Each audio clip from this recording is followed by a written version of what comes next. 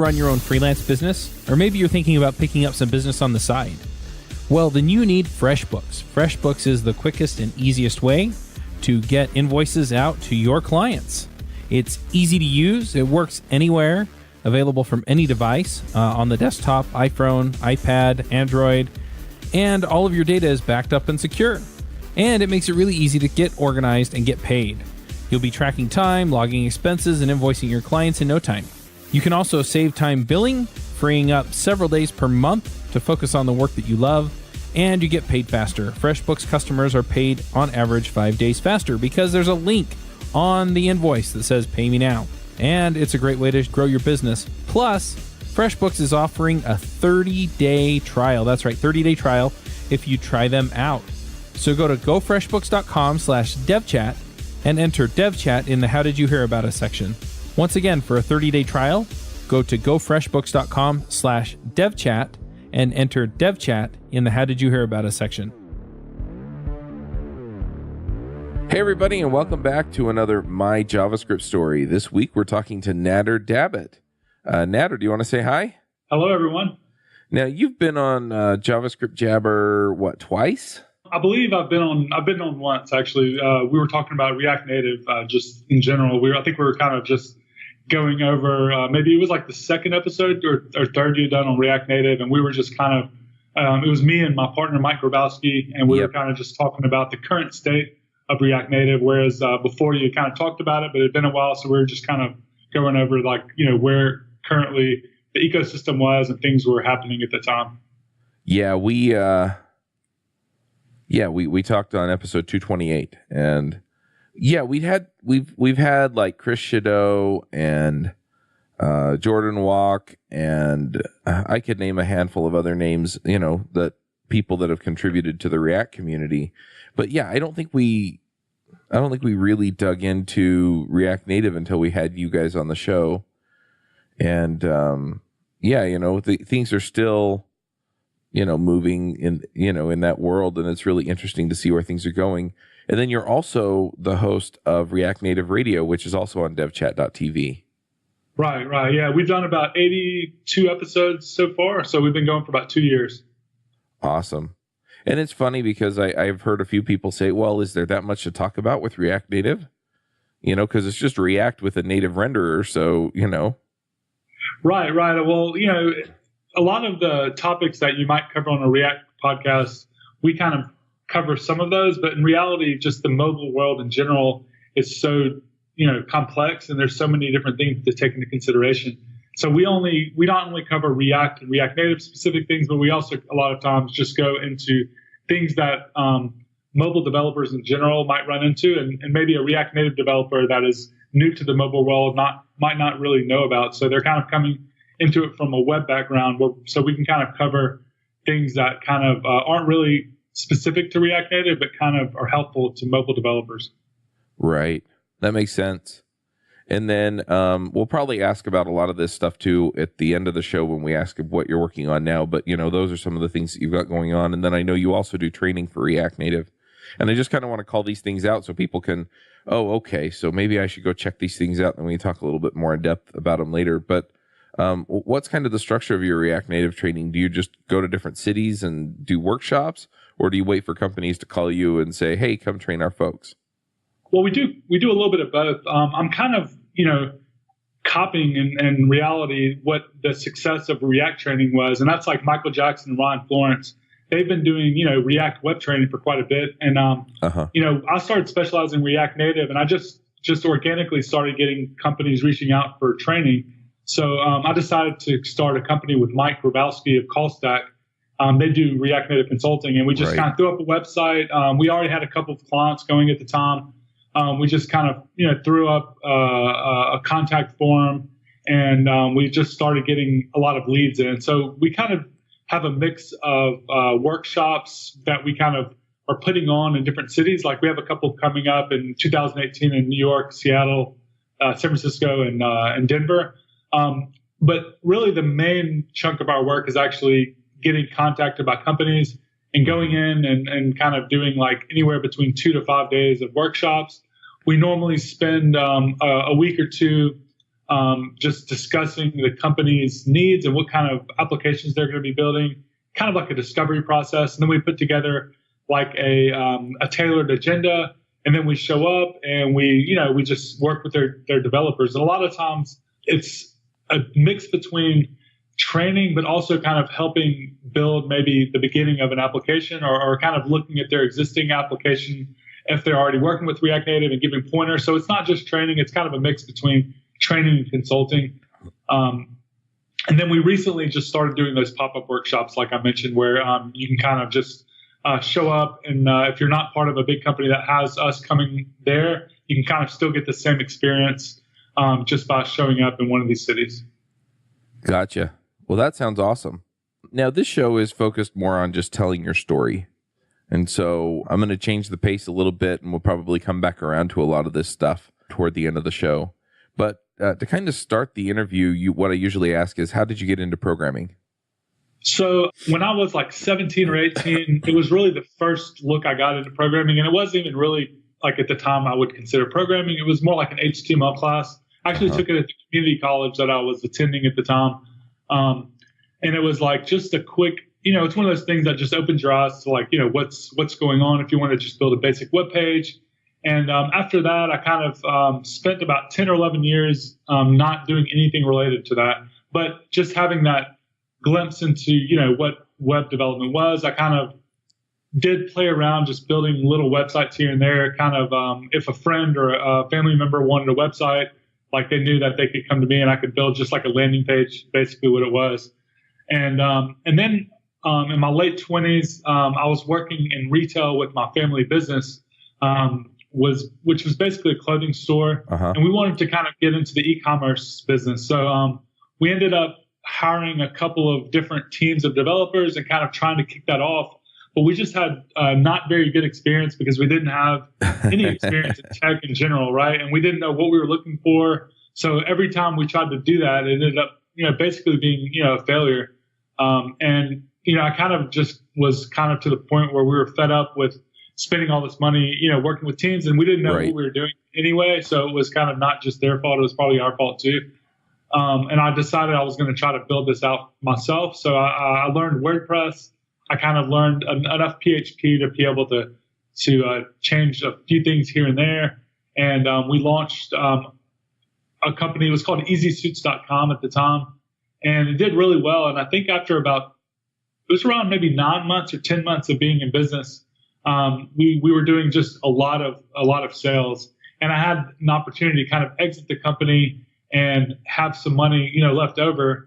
So at that time, I was working like 80 or 90 hours a week on the website, and I was getting burnt out anyway. So I was like, okay, this is a good opportunity to kind of step back, take whatever money we had made from the company. And I decided then I wanted to kind of do this for a living, programming, but I didn't have any formal experience. In fact, I'd never really even worked on a team of developers, at all. So what I had done at that point, I started looking for job opportunities out in California. At the time, I was living in Mississippi. So I pretty much sent, my resume, which was just not really a whole lot on there, to just dozens and dozens of companies. And I kind of just got lucky and found a job opportunity in Los Angeles. So basically, me and my family pretty much just packed up everything, and we had a little bit of money saved. So we moved to LA. Started working at different companies. I spent about 2 years there, and that was really how I got into programming. Working on these real teams kind of just showed me all of the different things that I needed to know and understand that I didn't know, and I had really good experience doing that. It was kind of just really eye-opening, and the pace that they were working at kind of set my pace for my career from then on. Because out there, it's a little different in Mississippi. Everything's kind of laid back over here. Over there, they're just very, very, dedicated to their careers. So they were doing things like going to conferences and meetups and writing open source and all the stuff I had really no idea about at the time. So from then, it kind of helped me, launch my career, I guess you'd say. That's really interesting. And I've talked to so many people who basically, whether or not they had some exposure as teenagers, like you did, they got into programming as a profession in their late 20s, and they feel like they're way, way, way behind. And, oh my gosh, I'll never learn this stuff. Or, I feel like if I had gotten in 5 years earlier, I would have been way better off. And at the same time, it's okay. Well, Nader here is succeeding, and he's succeeding even though he got in, late 20s. And even though, not everything, completely lined up, you were just doing what you were doing, and then got a job offer out in California, and that kind of changed the face of things. But then you moved back to Mississippi, which isn't exactly a tech hub. I don't know. Maybe there are tech hubs in Mississippi that I just don't know about, but there aren't. There aren't. So I'd like to talk a little bit about that. I mean, I have people asking that too, right? I live out in the middle of nowhere. There really isn't a tech scene here. I don't know anybody, and I don't think anyone's going to hire me to work out here in the middle of Mississippi. So how do you get over that? How do you get that? That's a super common question. It's kind of a concern I had myself, but moving back to Mississippi, I kind of did that after about 2 years. But after about 2 years, I kind of felt confident enough that I knew that I could probably get jobs in the future. I wasn't really too worried about that. What I was worried about, though, was what you just mentioned, finding a job in Mississippi. So I kept a contract that I had in LA that was kind of enough to pay the bills. It was like a remote contract. But what I've learned at this point is, especially, over the last few years, I mean, remote work is just super, super popular right now. And, I guess the whole idea of, living at a certain place and having to be there to get jobs, I guess there's something to that. But at the same time, if you kind of do the right things and position yourself in the right way, you'll have just a lot of opportunity, a lot of remote positions that are available. And, if you live maybe in I live in what you might consider a small town. It's the capital of Mississippi. And I was able to land a couple of jobs here over the last few years. But in the last, I guess, 2 years or so, year and a half, none of my clients are from Mississippi. 100% of my work is remote. And I think maybe talking about, what people can do to get that type of work, and how they should position themselves, I guess, as a developer and those sorts of things. And also, I guess, combine that with the other question you asked, like, how do you do that, coming in at a late age? I think really the answer to all of that together is spending a couple of years, getting a general idea of what is available in the tech space. And then once you kind of get a general idea, picking one thing and spending a year or two specializing in that thing, and not trying to worry yourself with becoming good at everything, just worrying about, what that one thing is, whether it's node development as a backend developer, or being the best Postgres developer in the in the region, or whatever it is, specializing and doing that one thing for a couple of years, and then in the meantime, while you're doing that thing, writing blog posts, putting all of your code up on GitHub and open source, if you can, if that's something that you have the opportunity to do, if you're not too busy with a full-time job or something like that.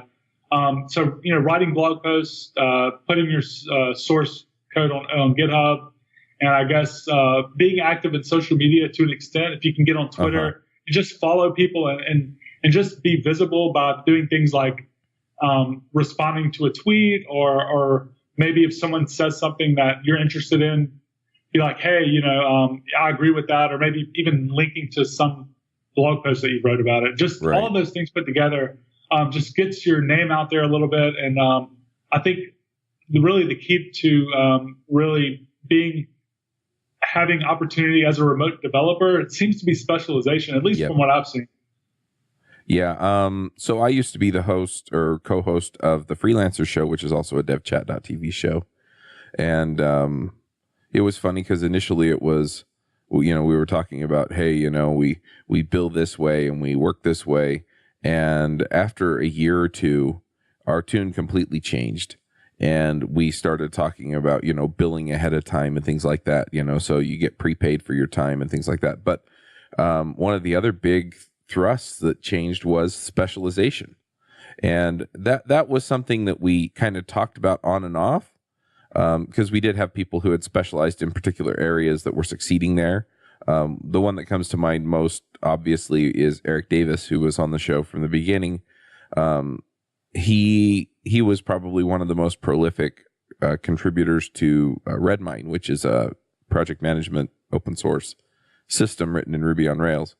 And I mean, he had more work than he could do. He kept sending us work for Redmine because he just had so much of it.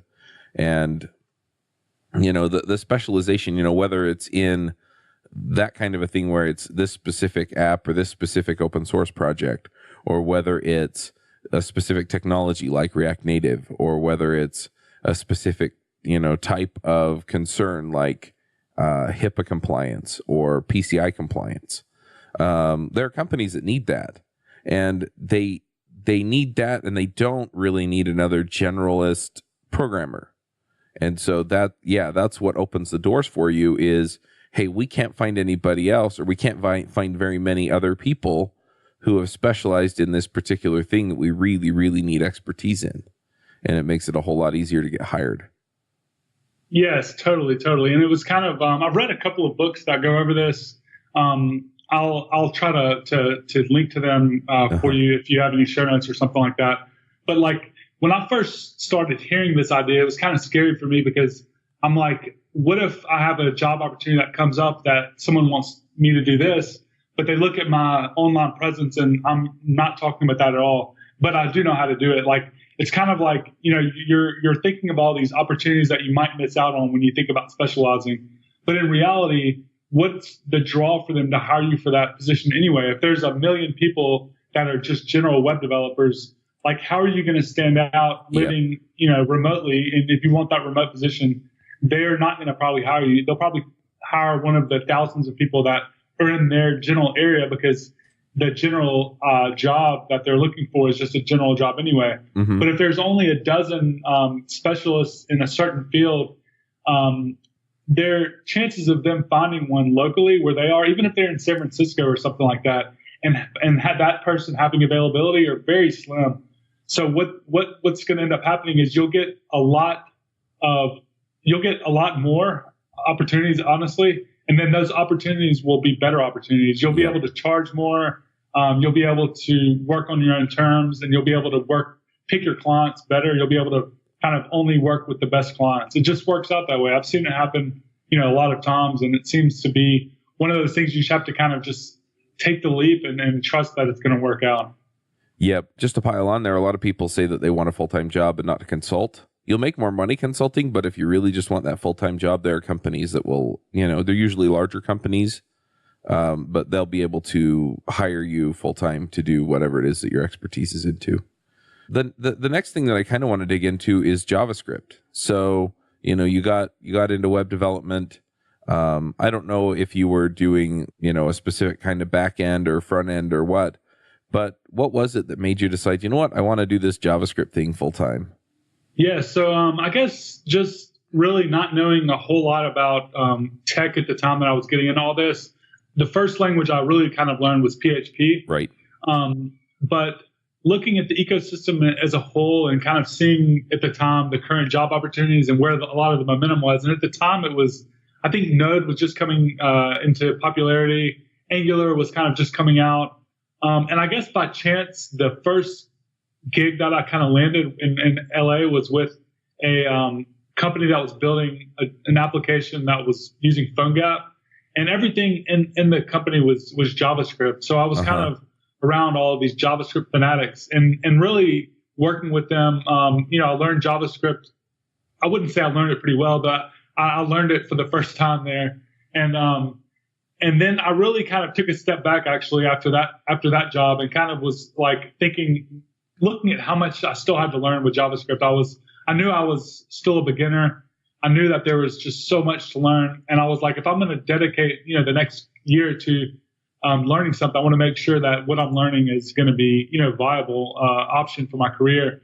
And I looked at a few things. I think Python, I didn't really know too much about what was going on. I was looking at Java and PHP, but just seeing that the momentum of JavaScript, looking at Angular, and it was a really cool fun thing to work with. It was still brand new. And looking at the fact that all of the browsers only really run JavaScript, and it just seemed like it was going to be a viable thing for me to get into. And I kind of already had a little bit of experience with it. I kind of decided to just start only looking at JavaScript and spending all my free time learning JavaScript and becoming as good at it as I could. So that was kind of an intentional step at that point, that I kind of made the decision to focus on JavaScript. Just kind of learn at the time I was learning jQuery and stuff like that as well. That's really cool. And I think the first time we got together in person was at NGConf. Yeah, I think I saw you at NGConf, but I think the first time we met, it might have been like you was the React rally, I think. Oh, that could have been. But I've been to pretty much. I went to the first 2 or 3 NGConfs because I was totally into Angular, at the time. Yep. I think you might be right. I have never attended React Rally, but it's in Salt Lake City, so I've driven up like every year that they've done it and had lunch with somebody I know who's attending. Yeah, so. Right. I think we had dinner one night. Yeah. Yeah. So anyway, and that's when you pitched React Native Radio to me. I'm curious, and this isn't one of the questions that I typically ask, but you have specialized toward React Native, and so we dig in programming, we get a little more specific JavaScript. What was it about React Native? What made you go over there and go, hey, this is the stuff. This is where I want to live. Well, so before I got into React Native, I was really I got into jQuery mobile was the first mobile thing I kind of really got into. And at the same time, I was still like using Angular a lot in my day-to-day work.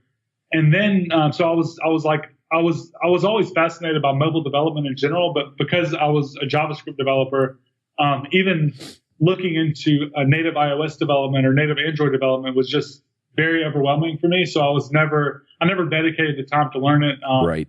It wasn't really something that was viable at the time for me anyway, as kind of a beginner. Someone that was still trying to, I guess, just cement my, myself in the industry. So like anything I could do with JavaScript that would open more doors for me was awesome. So jQuery mobile kind of did that. I was able to kind of build what you might call a mobile application, but it was more like, a cool looking mobile website. And then with Angular, Ionic came out. So I jumped in the Ionic train. I really loved Ionic, and I still do like Ionic a lot. Ionic was, I was still kind of an intermediate developer at that point. I feel maybe beginner even. And, but I was able to build really, really interesting mobile applications using Ionic and still be able to use my existing skill set. So I kind of did that for a while. I built a few apps using Ionic. And then I saw that React Native came out, and that the fact that React Native actually takes what Cordova was doing and takes it kind of a step further and allows you to build, what are almost indistinguishable from native apps, but using JavaScript is super, super appealing to me because it was kind of what everybody wanted at the time, but nobody actually was able to achieve. The first really, I guess, feasible option or feasible solution was React Native. So when that came out, I automatically just was drawn to it, and I saw a huge opportunity because I was like, if this thing actually takes off, it's going to be pretty huge. It's just at the time and even now, the price of mobile developers is just crazy. So anything that can bring more developers to the ecosystem and can kind of lower the price of building applications. And can do so in a way that you're delivering a good experience. It just seemed like a good thing. So I pretty much knew right away that this was going to be pretty big. So I kind of dedicated the next year to specializing in React Native. Really, what I did at that point was read as many. I think there was only one book. It was Bonnie Eisenman, her O'Reilly book. I took as many tutorials as I could. I read the source code. Stayed up to date with the release notes, and just stayed on Stack Overflow, answering as many questions as I possibly could. And doing that, you kind of learn things, I guess, that you normally wouldn't have run into. So you're like, oh, how would I solve this problem? And then I, open a new project with React Native, solve the problem, put the answer on Stack Overflow. And I did that for about a year. And then I think after that, I really started seeing some doors open up because I became one of the top people on React Native on Stack Overflow. And that seemed to have started giving me opportunities like book offers and things like that. Yeah, you're also, working on a book with Manning, aren't you? Yeah, we're done with the book. It's called React Native in Action. You can download all 12 chapters.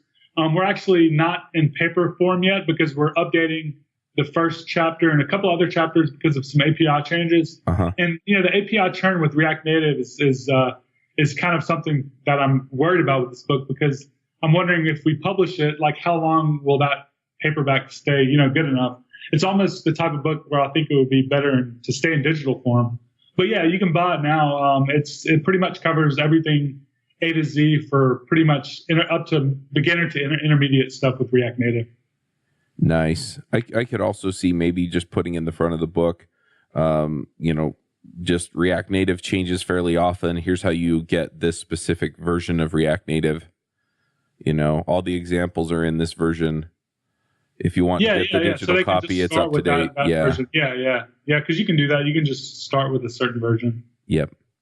But anyway, that's really cool. And I've been getting updates because Manning reached out to me and said, "Hey, do you want the early access version of this?" And I was like, "Yeah." But I haven't had time to dig into React Native the way that I want. So always something. There's always something on fire over here, I'm telling you.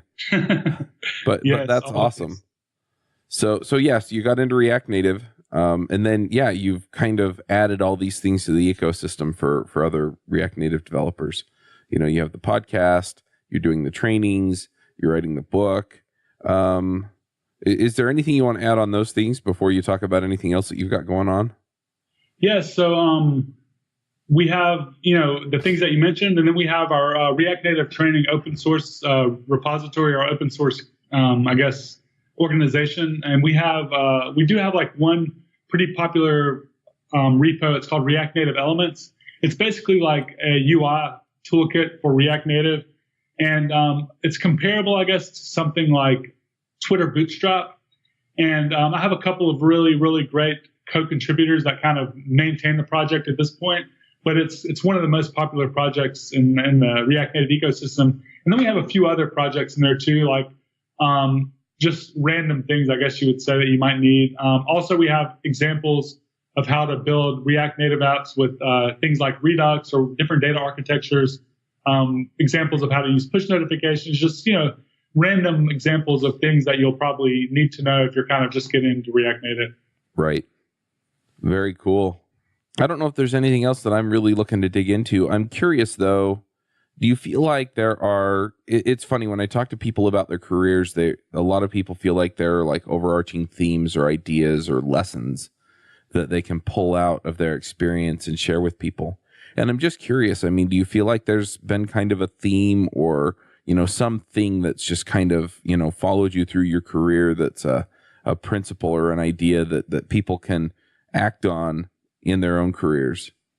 Yeah, I think the one thing that's given me the most, I guess, return on investment, if you call it that, is just sharing things in general, any type of content, whether it be blogging, whether it be open source, whether it be just jumping into a conversation on Twitter. And I kind of consider that content because you're kind of talking. Just doing as much writing in general as possible just seems to be the best thing that I've done ever since I started blogging, ever since I started creating YouTube videos and things like that.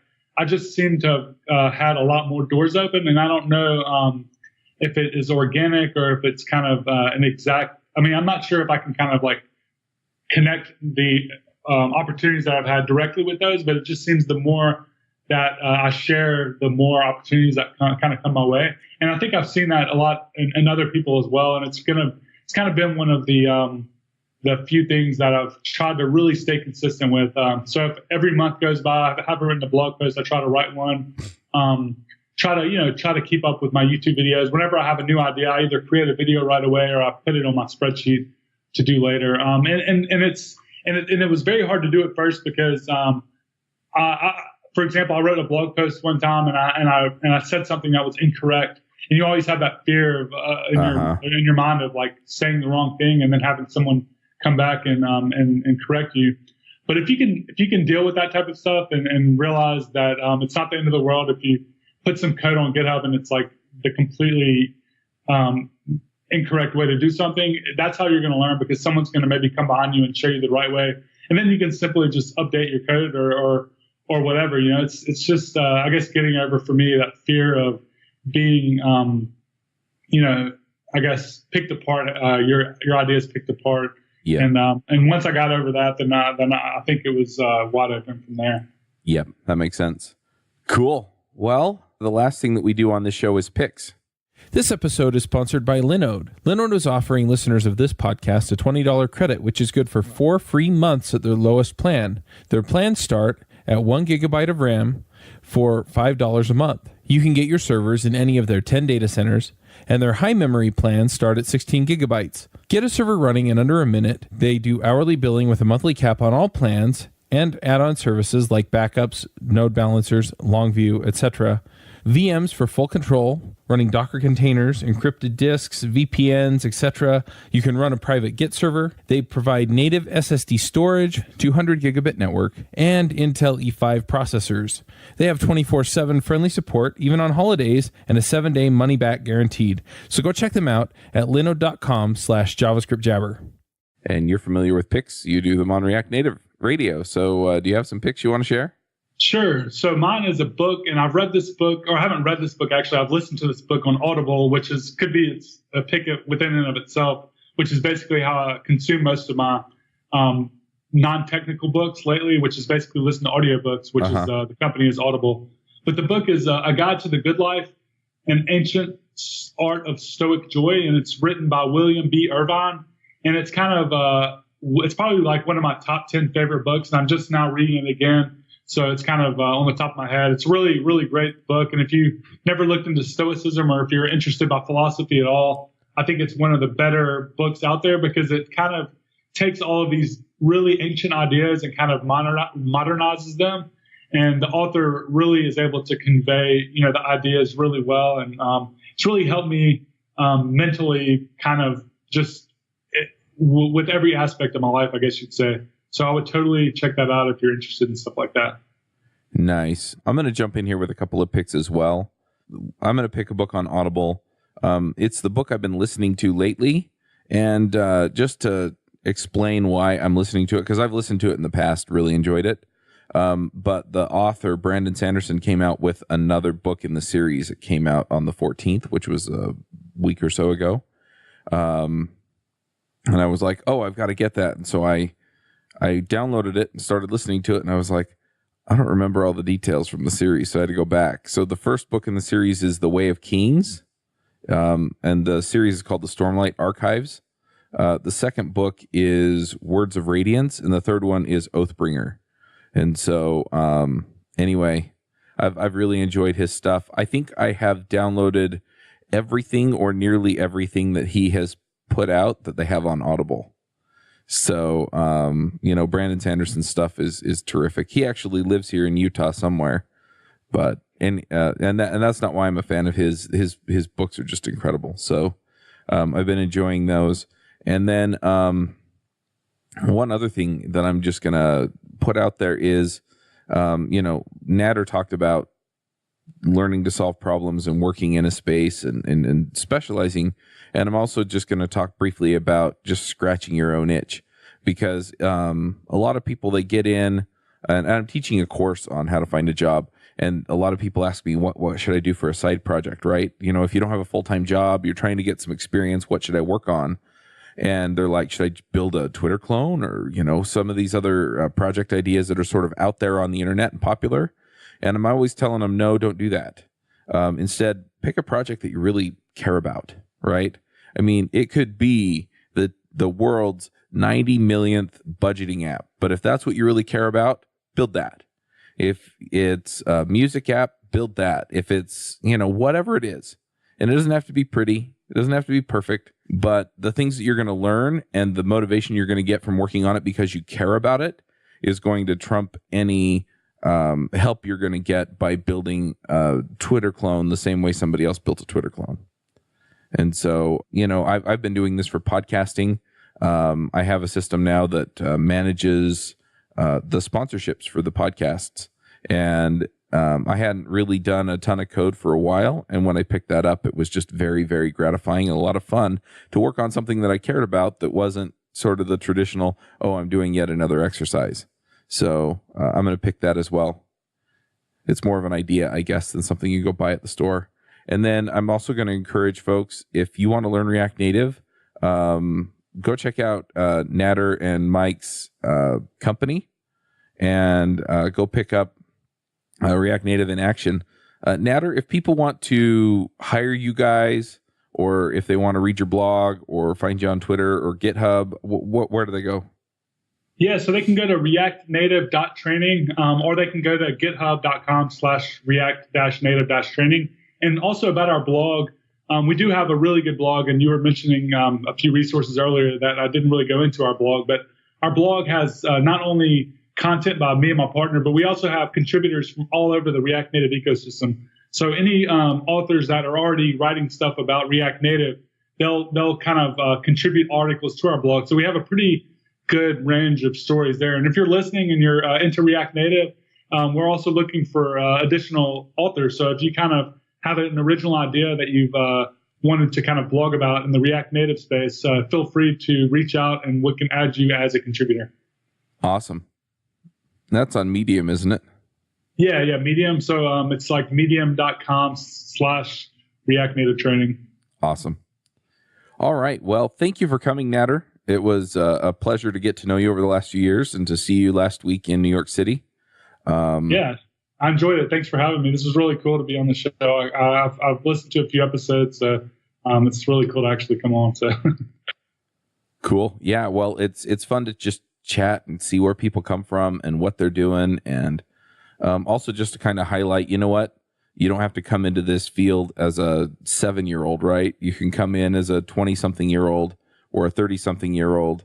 And you know what? People are successful from there too. And, if there's one thing that I've learned from this show, some people, they get exposed early and they just kind of always have done computers.